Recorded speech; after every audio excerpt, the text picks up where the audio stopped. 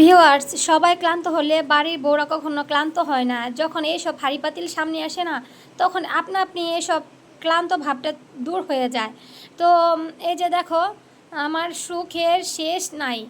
আর এখন হইতেছে প্রায় কয়টা বাজে ঘড়ি দেখি নেই, প্রায় অনেক রাত হয়েছে। এখন প্রচণ্ড শীত।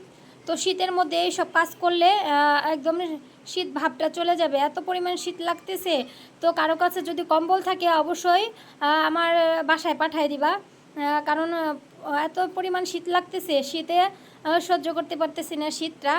যাই হোক, তো অফ ক্যামেরায় সব কিছু ধুয়ে নিয়েছি, কারণ যেহেতু কালকে যেন প্যারা না হয়। কালকে তো শুক্রবার মানে প্যারা দিবস। হ্যাঁ, আমার আমার কাছে প্যারা দিবস আর কি। ভালো দিবস ও প্যারা দিবস, ভালো থেকে প্যারা দিবসটাই একটু বেশি।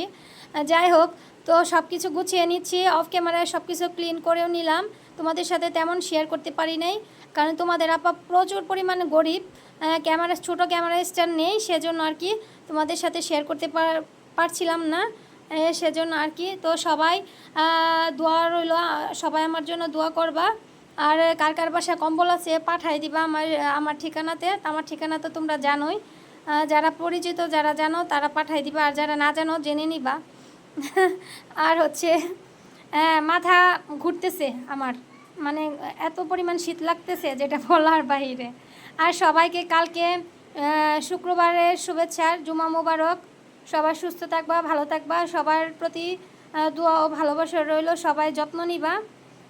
সবাই এই কামনায় সবাইকে শুভরাত্রি, আল্লাহ হাফেজ, আসসালামু আলাইকুম।